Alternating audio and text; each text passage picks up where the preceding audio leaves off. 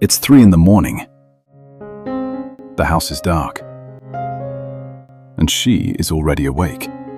Not because she couldn't sleep, because someone needed her. Someone always needs her. Think about your own family. When a child gets sick, who gets the call? When there's a school meeting, who rearranges their day? When grandma needs help, who drives over? I think you already know the answer. It's almost always Mum.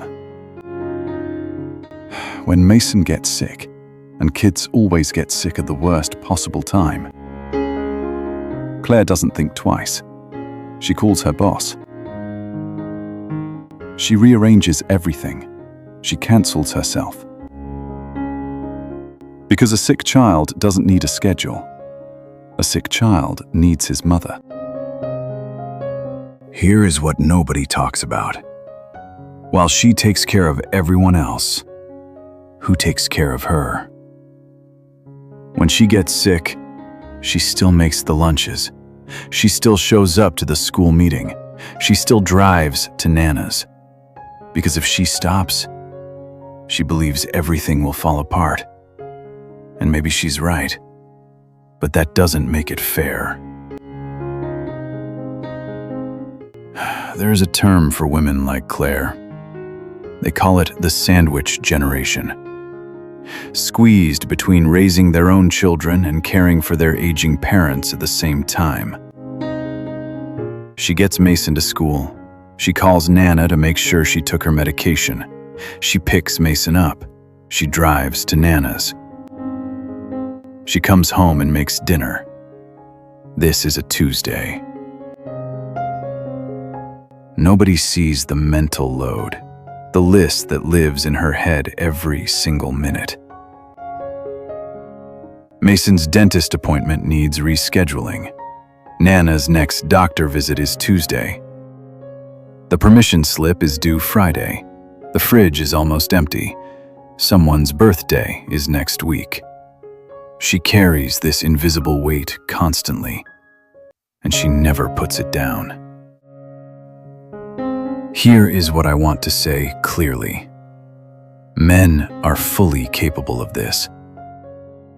Of staying up with a sick child, of driving to a parent-teacher conference, of calling an elderly parent and making sure they took their medication. They are capable. The question is not whether they can. The question is, why don't they?